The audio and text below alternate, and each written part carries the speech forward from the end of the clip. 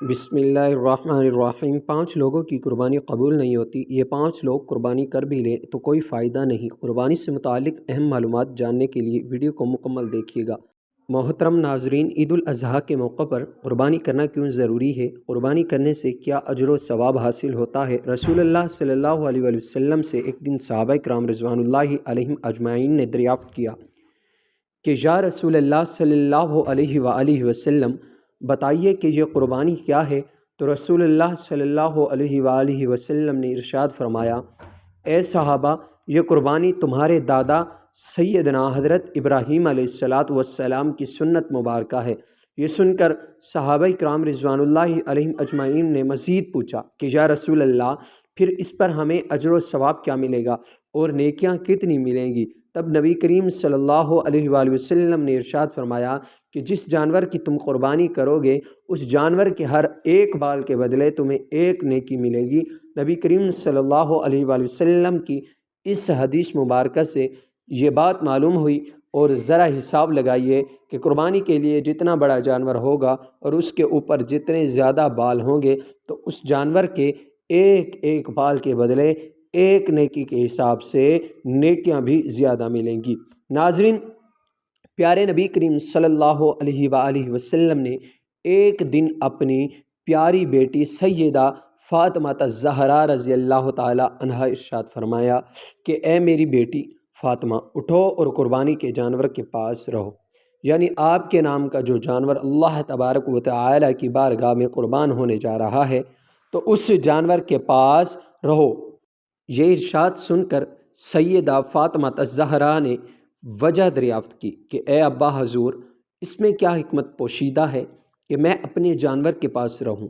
تو یہ سن کر نبی کریم صلی اللہ علیہ وآلہ وسلم نے ارشاد فرمایا کہ اے بیٹی فاطمہ، اس لیے کہ اس جانور کے خون کا پہلا قطرہ زمین پر گرتے ہی اللہ تبارک و تعالی تمہارے پچھلے تمام گناہوں کو مٹا دے گا۔ ناظرین کرام، اس حدیث مبارکہ کے 2 فضیلتیں علماء کرام نے بیان فرمائی ہیں۔ پہلی حکمت جو اس ارشاد سے معلوم ہوئی کہ نبی کریم صلی اللہ علیہ وآلہ وسلم خود کو اور اپنی اولاد کو اللہ تبارک و تعالیٰ کی بارگاہ میں انتہائی عاجزانہ انداز میں پیش کرتے ہیں، ورنہ سیدہ فاطمہ الزہرا تو وہ معصوم ہستی ہیں کہ جن کی ساری زندگی گناہوں سے پاک ہے، تو ان کے نامہ اعمال میں تو کوئی گناہ موجود ہی نہ تھے کہ جن کی معافی مقصود تھی، بلکہ یہ صرف اور صرف نبیوں کے سردار رحمت للعالمین صلی اللہ علیہ وآلہ وسلم کی عاجزی کو ظاہر کرتی ہے۔ دوسری حکمت تب معلوم ہوئی جب سیدہ فاطمہ الزہرا رضی اللہ تعالی عنہا نے نبی کریم صلی اللہ علیہ وآلہ وسلم کا ارشاد مبارکہ سن کر دریافت کیا کہ یا رسول اللہ صلی اللہ علیہ وسلم، کیا یہ فضیلت صرف ہم اہل بیت کے لیے ہے یا تمام امت مسلمہ کے لیے ہے؟ تب نبی کریم صلی اللہ علیہ وآلہ وسلم نے ارشاد فرمایا کہ یہ فضیلت اور یہ انعام پوری امت مسلمہ کے لیے ہے۔ سبحان اللہ!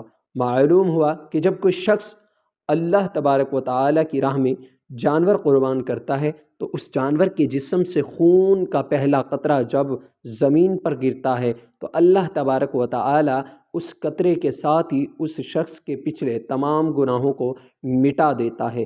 پیارے نبی کریم صلی اللہ علیہ وآلہ وسلم نے ارشاد فرمایا کہ جو شخص استطاعت ہونے کے باوجود اور قربانی کی گنجائش ہونے کے باوجود بھی قربانی نہیں کرتا، مال بھی ہے، دولت بھی ہے، پیسہ بھی ہے اور سب کچھ ہے، پھر بھی اگر وہ قربانی نہیں کرتا تو وہ ہماری عیدگاہ میں نہ آئے۔ حضرت سیدنا امام جعفر صادق رضی اللہ تعالی عنہ لوگوں کو واضح و نصیحت فرما رہے تھے، درس قرآن دے رہے تھے اور قربانی کی فضیلت اور قربانی کے مسائل وغیرہ بیان فرما رہے تھے۔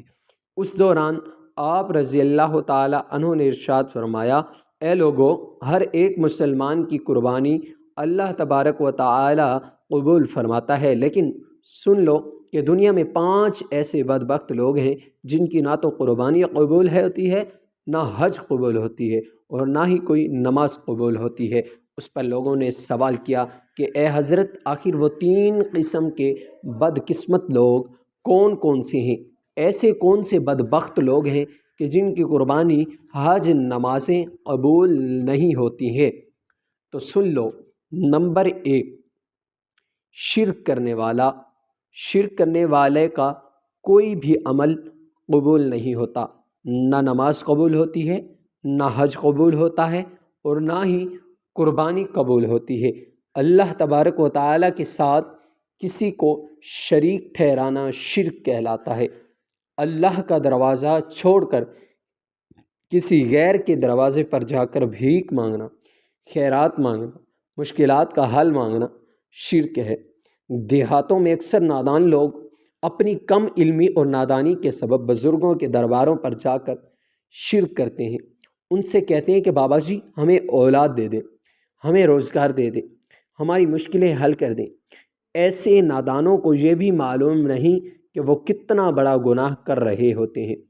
ایسے نادان کی آواز کو سن کر قبر میں پڑا اللہ کا نیک ولی بھی ایسے شخص پر لعنت کر رہا ہوتا ہے۔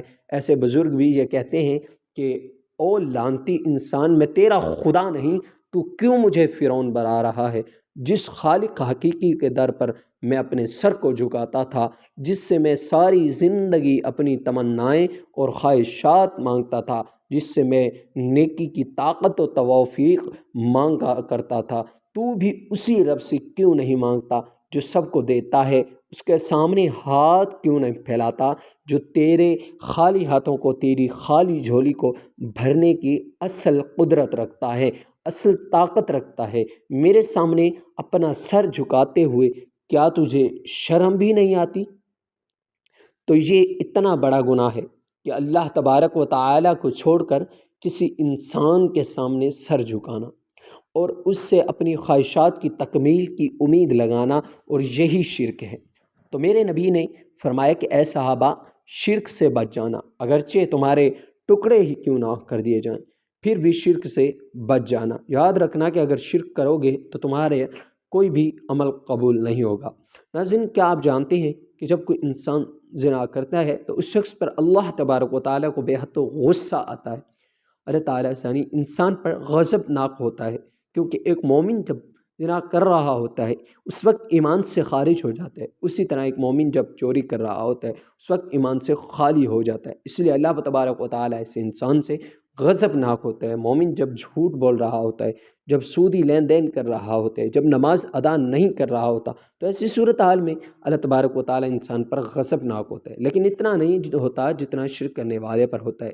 یہی وجہ ہے کہ علماء کرام فرماتے ہیں کہ اللہ جس کو چاہے بروز قیامت معاف فرما دے گا، لیکن شرک کرنے والے کا ٹھکانہ ہمیشہ ہمیشہ کے لیے جہنمی ہوگا۔